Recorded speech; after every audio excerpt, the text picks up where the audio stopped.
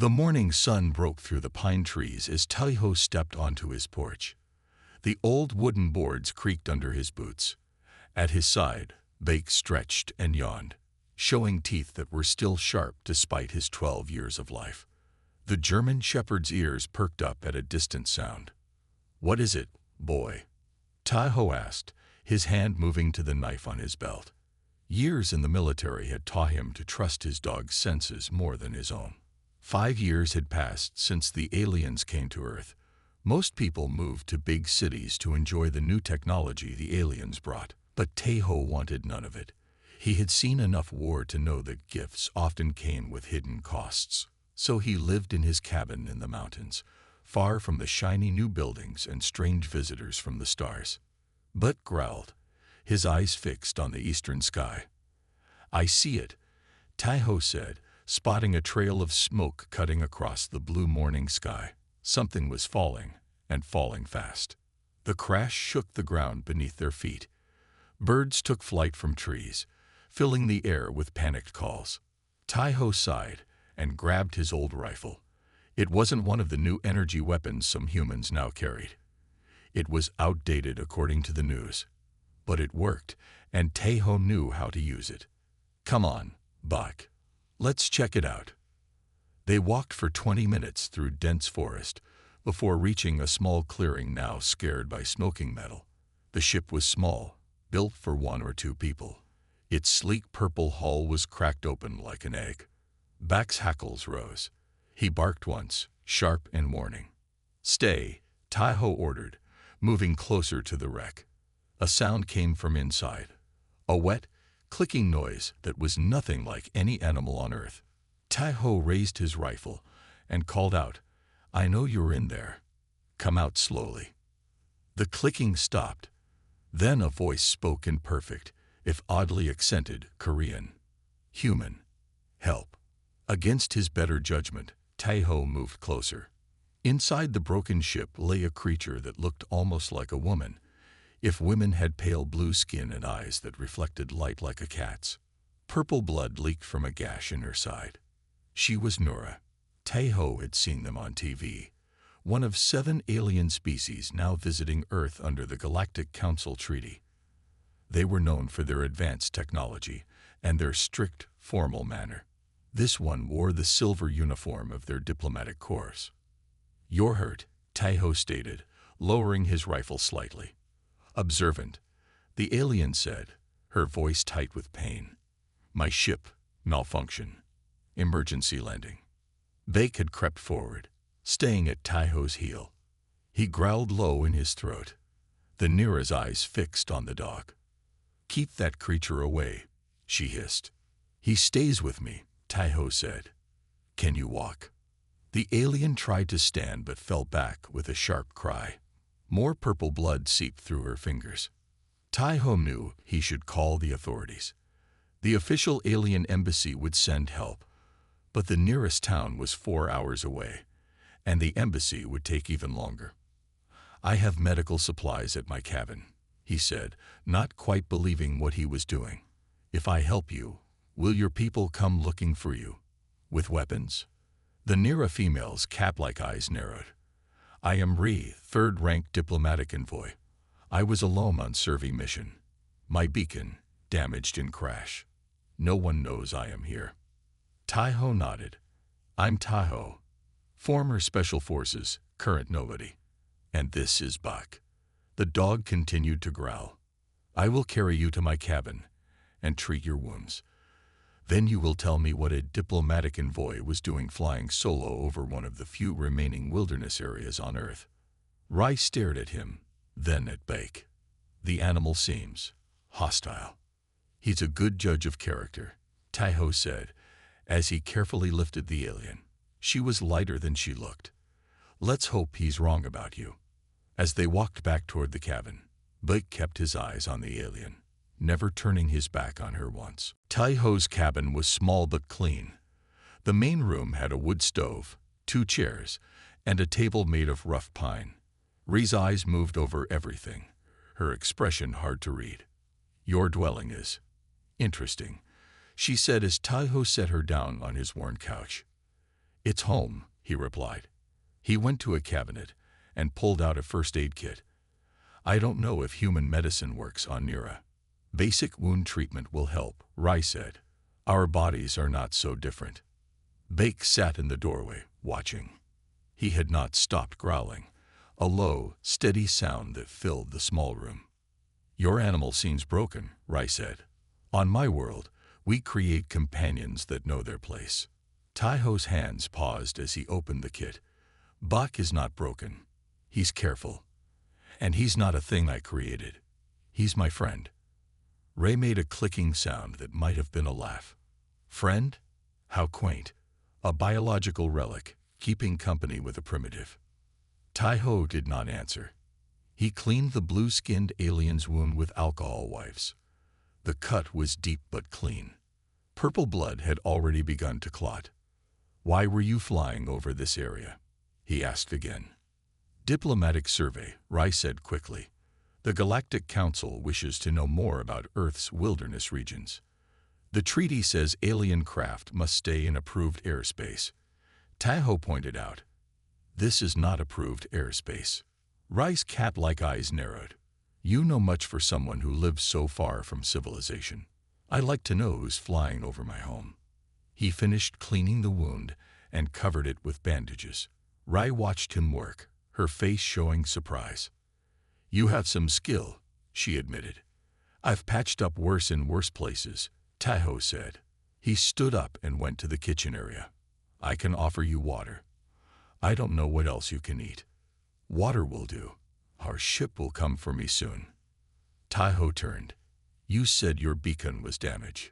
Rai's smile showed teeth that were sharper than they had first appeared. I have other ways to contact my people. She reached for something at her wrist, a slim silver band that Taiho had thought was jewelry. It glowed softly when she touched it. Report, came a voice from the band. The language was not Korean, not any human language, but somehow Taiho could understand it. Some kind of translation technology, he guessed. Situation contained, Rai answered in the same strange tongue. Landing zone secured. The region is as reported, minimal human presence, good harvesting opportunities. One local resident encountered. No threat. Harvesting. Taiho asked before he could stop himself. Rai's head snapped up. Her eyes widened, then narrowed. You understand our language. She switched back to Korean. Impossible. What are you harvesting? Taiho pressed. His hand moved toward his belt knife. Rai's smile returned, but colder now. Plants, of course. Samples for study. You have such interesting forests here. She was lying. Taiho had seen too many people lie to him during war. The signs were the same across species, it seemed. You should rest, he said, deciding to play along. Your people will come for you. Until then, you're welcome to stay. Rai nodded, settling back on the couch. Your hospitality honors you, human. That night, Taiho didn't sleep. He sat by the window, rifle across his knees. Bake lay at his feet, ears perked, watching the couch where Rai slept, or pretended to sleep. What do you think, old friend? Taiho whispered, scratching Bak's ears. The dog's low growl was all the answer he needed. Something was very wrong, and it had crashed right into his backyard. Taiho would find out what harvesting opportunities really meant, and when he did, he had a feeling his quiet life in the woods would be over. 3 days passed. Rai's wound healed faster than any human's would. By the 3rd day, she could walk around the cabin without help. Taiho watched her closely. Each morning, she would touch her wristband and speak in her strange language. Each time, Taiho pretended not to understand. He caught words like preparation, targets, and extraction. None of it sounded like plant research. On the 3rd day, Taiho found Rai studying a map he kept on his wall. It showed all the small towns and farms within 100 miles. Planning a trip? He asked. Rai didn't jump. She had keen senses. I am curious about human habitation patterns. You spread out so much. On my world, we live in dense cities. Some of us like space, Taiho said. He pointed to a small dot on the map. That's Kim's farm. He and his family have lived there for 4 generations. How many people? 6. Why? Rai smiled. Just curious. Your attachment to land is interesting. Most advanced species travel more. Taiho nodded as if he agreed. But inside, alarm bells rang. Why did she want to know how many people lived nearby? That night, while Rai slept, Taiho snuck out to the crashed ship. Bak came with him, silent as a shadow. The dog had been a military working dog before retirement, trained to move without sound. The ship was cold and dark. Taiho used a small flashlight to look around. Most of the controls were broken, but a small screen still glowed with power. On it was a map, not just of the local area, but of all Earth. Red dots covered it, mostly in rural areas. Next to the map was a list of names. Taiho recognized some. All were species names of Earth animals. Beside each name was a number and something that looked like a taste rating. At the top of the list, human, grade A premium. Taiho's blood went cold. He took pictures with his old phone, then quickly left the ship. When he returned to the cabin, Ray was awake. She sat at his table, looking at something small in her hands. "Midnight walks are dangerous," she said without looking up. "Fresh air helps me sleep," Taiho lied. Ray finally looked at him. Her eyes glowed in the dark room. "Your animal went with you. It follows you everywhere. Such dependency is a weakness." "Loyalty is not weakness," Taiho said. "What's that in your hand?" Rai closed her fingers around the object. "A broken scanner. I was hoping to fix it." But Taiho had seen it clearly. It looked like a small gun. That night, he pretended to sleep on his bed, but kept watch through barely open eyes. Around midnight, Rai crept across the room. In her hand was the small device. She moved toward where Bake slept on his dog bed. The shepherd's eyes opened, but he didn't growl. Taiho had trained him well. Rai pointed the device at Bake and pressed something. A soft red light scanned over the dog's body. "Primitive design," Ray muttered, "but excellent nutritional content. High protein, good fat ratio." Taiho's hand tightened on the knife under his pillow. Nutritional content. She was checking if Bake was good to eat. Ray moved away from Bake and began scanning other things in the room. Food in the kitchen, plants by the window. She was making the catalog. When she finally went back to the couch and closed her eyes, Taiho slipped out of bed and went to Bake. The dog licked his hand once. "We've got trouble, old friend," Taiho whispered. "Big trouble." He now knew what harvesting opportunities meant. The Nero weren't looking for plants. They were looking for food. And humans were at the top of their menu. Morning came with heavy rain. Taiho made coffee on his old stove, watching Rai through the corner of his eye. She stood by the window, looking at the dark sky. "Your people should have come by now," Taiho said, keeping his voice calm. "Maybe their ships don't fly well in rain." Rai turned to him. "They will come today. The storm will pass." As if on cue, her wristband lit up and made a soft beeping sound. She pressed it, and a voice spoke in the Nara language. "Search party approaching target zone. Confirm status." Rai smiled, showing her sharp teeth. "Status green. 1 human, 1 animal companion. No threat. Ready for extraction." She didn't bother speaking in her language this time. She knew that Taiho understood. "So," Taiho said, setting down his coffee cup, "ready to tell me the truth now?" Rai's smile grew wider. "You are smarter than most humans we've studied." "Yes, I will tell you the truth. It won't matter soon." She walked to the table and sat across from him. Bake growled from his place by the door. "My people, the Nira, have been watching Earth for 30 years, she said. "When we first found your planet, you were not ready for space travel. But now you have joined the Galactic Council. You think this means you are advanced." She laughed. "It just means you are now easier to access." "Access for what?" Taiho asked, though he already knew. Food, Rai said simply. The finest food in 12 star systems. Earth is a banquet unlike any other world we have found. Taiho's hand moved toward his knife. The treaty is a lie, Rai cut in. We paid the council officials well. They look the other way while we prepare for the harvest. Earth has so many remote places, so many humans living far from cities. Perfect for us to take what we want without much notice. Taiho thought of the map in her ship, with red dots marking all the rural areas of Earth. You eat people, he said flatly. And animals. Your cows, pigs, sheep. All excellent. But humans. Ray made a sound like a satisfied purr. Humans are the finest delicacy. Something about your diets, your stress hormones.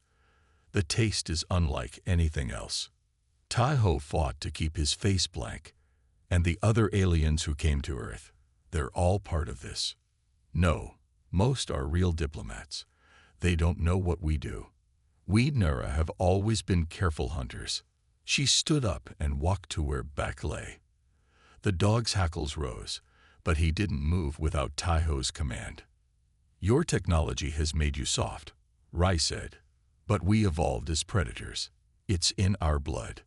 She looked down at Beck. This animal, this relic of your primitive past, he still has instincts.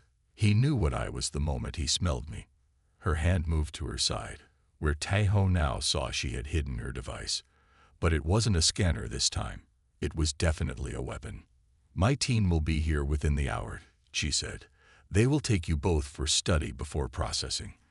We like to understand our food sources fully. She pointed the weapon at Taiho. Don't try anything foolish. I would hate to damage such a fine specimen. Then she looked down at Beck and smiled. Your animal would make an excellent first meal for my recovery. I've never tasted dog before. Taiho felt cold anger fill him. In his years of military service, he had faced death many times, but never had he faced an enemy who saw him as nothing but food. You made 2 mistakes, Taiho said quietly. Rai tilted her head. Oh, you told me your plan before your friends arrived. Taiho's eyes narrowed. And you threatened my dog. Rai laughed at Taiho's words. Threats? From prey? She waved her weapon. Stay seated. My team will. She never finished. Taiho flipped the hot coffee pot from the stove, sending burning liquid toward her face. Rai screamed, her free hand going to her eyes. Beck, take. Taiho shouted. The German shepherd leaped forward, teeth bared. He grabbed Rai's arm, the one holding the weapon, and pulled it down with all his strength. The weapon fired, sending a blast of blue energy into the floor. Taiho vaulted over the table and tackled Rai. She was stronger than she looked. Her blue skin felt like warm leather as she fought back, claws suddenly extending from her fingertips. You primitive fool, she hissed, slashing at his face. You cannot fight us. But Taiho had fought in 3 wars. He knew how to handle a stronger opponent. He didn't try to match her strength. Instead, he used her own momentum against her, twisting her arm until the weapon fell from her grasp. Beck never let go of her other arm, growling deeply as his teeth held firm. Call off your animal, Rai yelled, her eyes wild with anger, and something Taiho hadn't seen in her before. Fear. I thought he was just a relic, Taiho said coldly. He grabbed a rope from a hook on the wall. Working together, man and dog forced Rai onto her stomach. Taiho tied her hands behind her back, then bound her feet. Your friends will be here soon, he said, breathing hard. We need to be ready. Taiho grabbed his rifle and the alien weapon. He checked that Rai was securely tied, then grabbed her wristband and smashed it under his boot. No more calls for help, he said. Rai glared up at him. You cannot stop what's coming. There are thousands of us. Millions. We will feast on this world until nothing remains but bones. Taiho ignored her. He quickly packed a small bag with food, water, and first aid supplies. Then he went to a loose floorboard under his bed and pulled out a metal box. Inside were things from his military days: a radio, night vision goggles, and several small devices that looked like buttons. "What are those?" Ree asked. Her eyes narrowed. "Just some old relics," Tai-Ho replied. He whistled softly to Bake, and the dog came to his side. Tai-Ho knelt and attached something to the dog's collar, a small camera. "Good boy," he whispered, scratching behind Bake's ears. "We're going hunting again." Ray made a sound between a laugh and a snarl. "You think you can hunt us? We are apex predators. We have hunted species across a dozen worlds. Your primitive skills are nothing against our technology." Tai-Ho picked up his rifle and checked it one last time. "That's your mistake," he said quietly. "You think these skills are primitive, but they kept me alive when all the fancy technology failed." He looked out the window at the dark forest surrounding his cabin. The rain had stopped and the clouds were breaking. Somewhere out there, Ree's team was coming closer. "In these woods, with these primitive skills, I am the apex predator." He turned to Buck and gave a hand signal. The dog moved silently to the door. "Ready." "You stay here," Tai-Ho told Rai. "If your friends find you, good for you. If not," he shrugged. "Well, I left you some water. Maybe someone will find you before you starve." "You cannot win," Rai said, but the confidence was gone from her voice. Tai-Ho opened the door, letting in the cool forest air. "Maybe not," he admitted, "but they'll remember the fight." He stepped outside with Bake at his side. The hunt had begun, but not the one the Nira had planned. This time, they were the prey. Tai-Ho crouched behind a large tree, watching the alien ship land in a small clearing. It was bigger than Ree's ship, with sleek purple sides that reflected the forest around it. Bake lay silently beside him, not making a sound. 3 Nira stepped out of the ship. They wore what looked like armor, silver and smooth. Each carried a weapon like Ree's, but larger. "Fine scout, Ree," one said in the Nara language. "Then begin local sampling." Tai-Ho knew what sampling meant now. They planned to take humans from nearby farms. He waited until the 3 aliens spread out, then moved quietly through the trees back to his cabin. He needed more information, and only Ree could give it to him. The alien was still tied up, lying on the floor where he had left her. She hissed when he entered. "Your friends are here," Tai-Ho said, kneeling beside her. 3 of them. Is that all?" Rai smiled. "For now, but more will come when they don't report back." Tai-Ho nodded. "I need to know how to contact your leaders." "Why?" "To beg for mercy." Rai laughed. "To understand what I'm fighting." Tai-Ho held up her broken wristband. "Can this be fixed?" Re's eyes widened slightly. "Yes, but I won't help you." "You will." Tai-Ho's voice was calm but firm.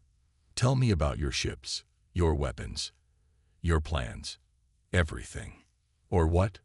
You'll kill me?" "My body would just feed my people." Tai-Ho shook his head. "I won't kill you, but I won't protect you from what's out there, either. Your threats mean nothing. We Nira fear nothing on this planet. Not even your own kind." Tai-Ho asked, "I saw how your people treat those who fail. Will they welcome you back after you crashed your ship? After you were captured by a primitive human?" Doubt flickered in Re's eyes. "Tell me what I need to know," Tai-Ho pressed. "Maybe then I'll let you go before they find you like this." Rai was silent for a long moment. Then she sighed.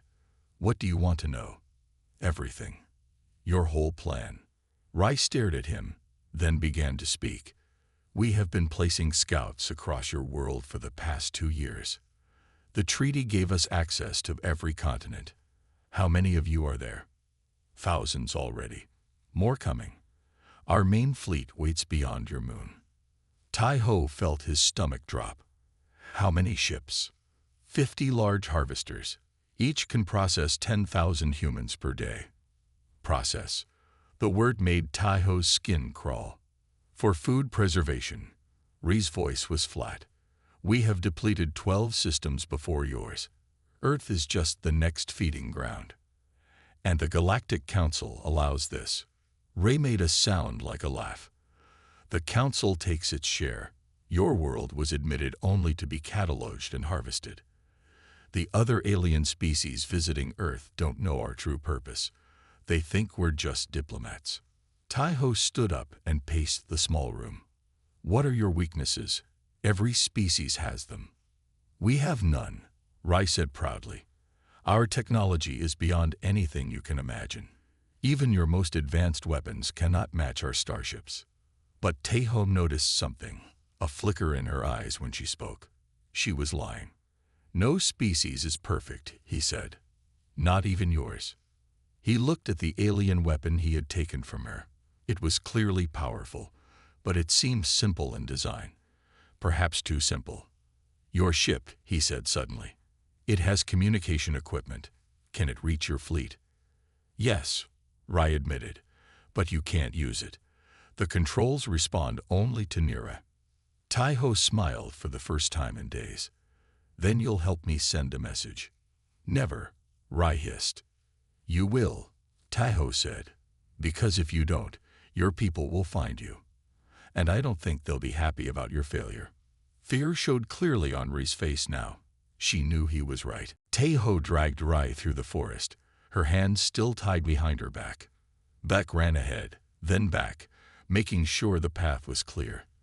The dog moved like a ghost between the trees. Where are your friends now? Tai-Ho asked quietly. Close, Rai answered. They can track my body heat. Good, Tai-Ho said, which made Rai look at him with surprise. They reached her crashed ship. Tai-Ho pushed Rai inside and followed her. He had been here before, but this time he needed the ship to work. Fix the radio, he ordered. And if I don't? Rai challenged. Tai-Ho just stared at her. Then Blake growled, showing his teeth. Rai looked at the dog and sighed. Very well. With her hands freed, Rai pressed buttons on a panel. A screen lit up with strange symbols. It works, she said. What now? Not the Nira network, Tai-Ho said. I need Earth signals. Old ones. Radio waves. Rai looked confused but adjusted some controls. There. Basic radio waves. But who would use such outdated technology? Tai-Ho smiled and took over the panel. He began sending a series of clicks and pauses, Morse code, a system over 150 years old. What are you doing? Rai asked. Calling friends, Tai-Ho said simply. He sent the same message 3 times. Naya RA hostile. Earth equals Fu DSORC. Send old soldiers. Mass harvest planned. When he finished, he tied Rai's hands again and checked outside the ship. No signs of the search party yet. Now we wait, he said. For what? No one uses such primitive communication methods anymore, Rai scoffed. Some of us do, Tai-Ho replied. Old soldiers who never trusted the new alien technology. We kept the old ways alive, just in case. In case of what? Rai asked. In case someone came to eat us, Tai-Ho said flatly. An hour passed. Then the radio crackled, and a series of clicks came through. Tai-Ho listened carefully, then nodded. Help is coming, he told Rai. Now we need to catch one of your friends. Catch, Rai laughed. They will kill you on sight. We'll see. Tai-Ho took out the small devices he had brought from his cabin. He placed them in a circle around the crashed ship, pushing each one into the soft earth. More relics? Rai asked mockingly. Landmines, Tai-Ho said. Not as powerful as your weapons, but good enough. Rai's mocking smile faded. Tai-Ho then took position behind a fallen tree, his rifle ready. Beck lay beside him, watching the forest with keen eyes. They didn't wait long. 2 Nira appeared between the trees, moving slowly, weapons raised. They approached the crashed ship carefully. Life signs inside, one said. It's Rai. They moved closer, stepping into the circle of hidden mines. Tai-Ho pressed a small remote, and the world exploded. The mines didn't kill the aliens. They weren't meant to, but the flash and noise disoriented them. Before they could recover, Tahoe was moving. He fired his rifle at the first alien, aiming for the joints in the armor. The Nira fell, wounded but alive. The second turned to fire at Tahoe, but Bake was already in motion. The German Shepherd hit the alien from behind, his weight knocking the Nira forward. Tahoe swung his rifle like a club, striking the alien's head. It went down hard. Primitive, Tahoe said, but effective. He quickly tied up both aliens and dragged them to the ship where Rai watched with wide eyes. Impossible, she whispered. No, Tahoe corrected her. Just human. He checked the aliens' equipment, taking their weapons and communication devices. Then he heard it, the distant sound of a helicopter. Old style, not the silent alien craft. Your friends are coming, Rai said, hearing it too. The third hunter will kill them all. Tahoe shook his head. The third hunter is already taken care of. As if on cue, Bek trotted back into view, something silver and bloody in his mouth. It was a piece of Nira armor. Good boy, Tahoe said, patting the dog's head. Very good boy. The helicopter landed in a small field near the crashed ship. 6 people jumped out, all wearing old military gear. They'd moved like Tahoe, careful, quiet, and deadly. A tall man with gray hair approached Tahoe. Been a while, old friend. 5 years, Jin, Tahoe said, clasping the man's hand. Thanks for coming. Jin looked at the 3 captured Nira. So it's true. Aliens want to eat us. Not all aliens, Tahoe explained. Just the Nira. They'd done this to other worlds. Now it's our turn. A woman in a white coat stepped forward. She carried a large case of equipment.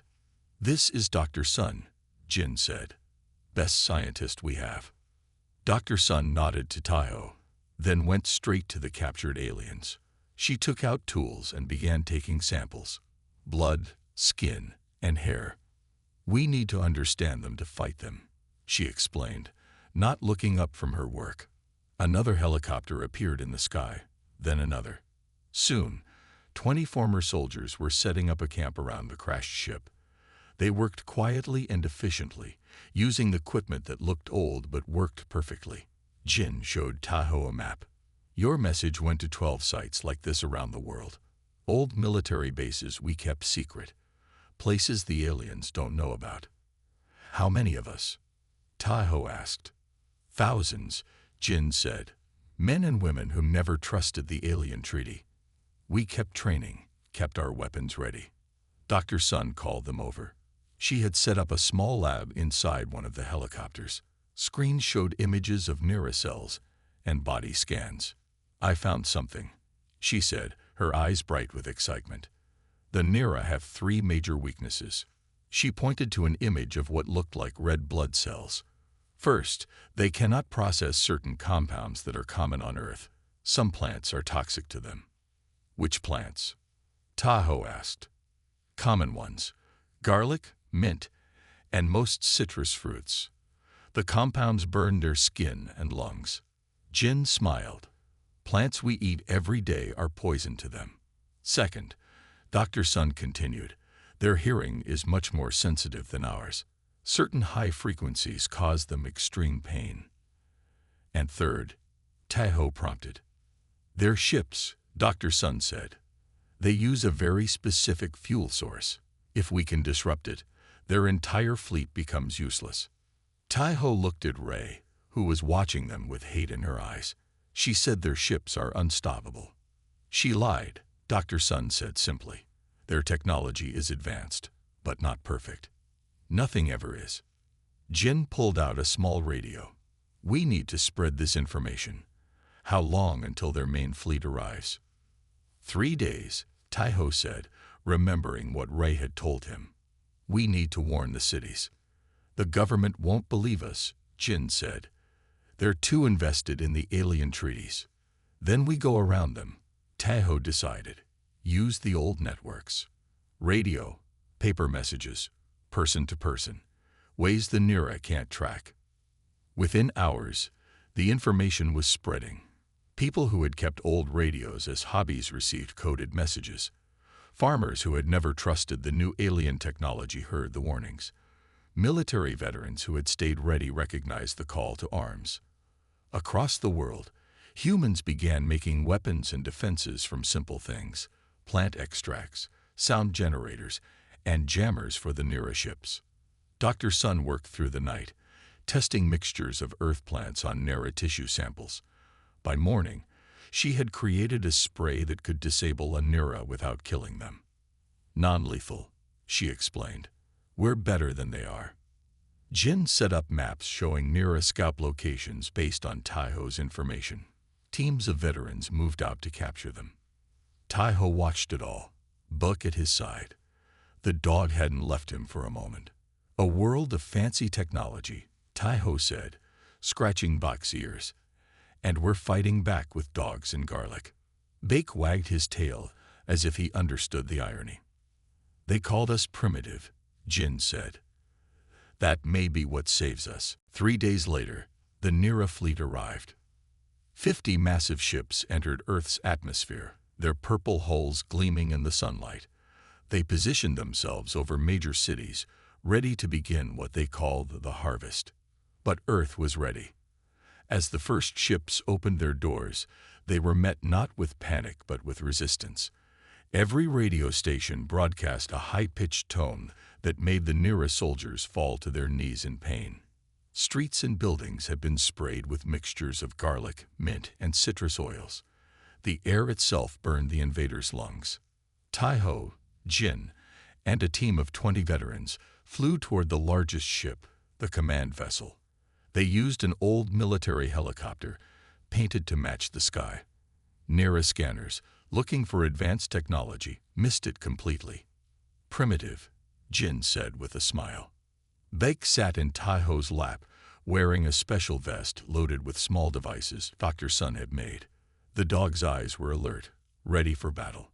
They'll never expect a dog on their ship, Dr. Sun had explained.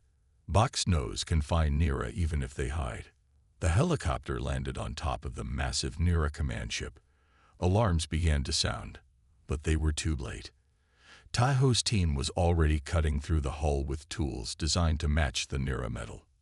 Inside, chaos ruled. The Nira had never faced resistance on a harvest world before. They didn't know how to react when their prey fought back. Taiho, Buck, and 3 others broke away from the main group. Their mission was simple but crucial: find the ship's command center and capture the Nira leader. This way, Taiho whispered, following Buck's lead.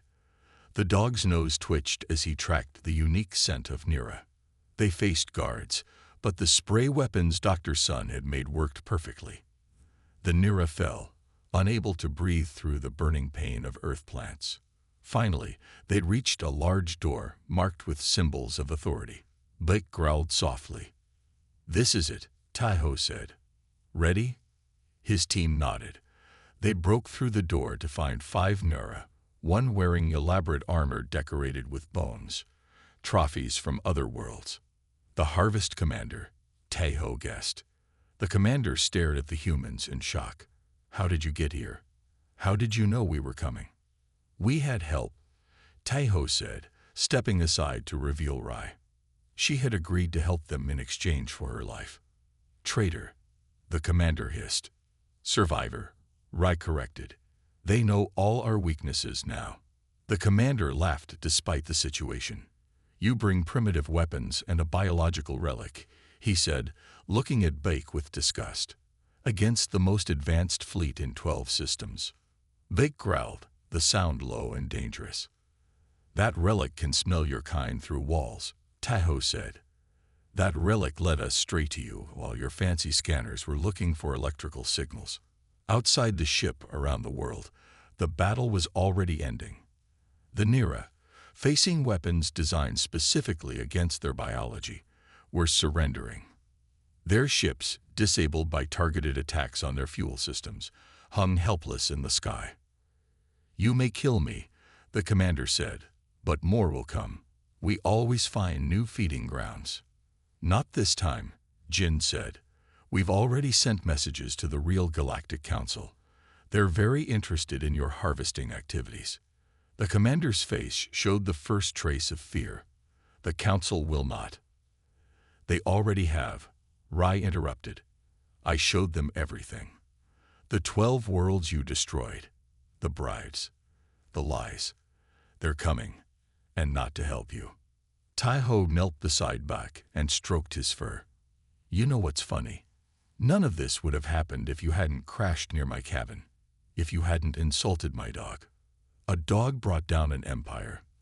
The commander asked in disbelief.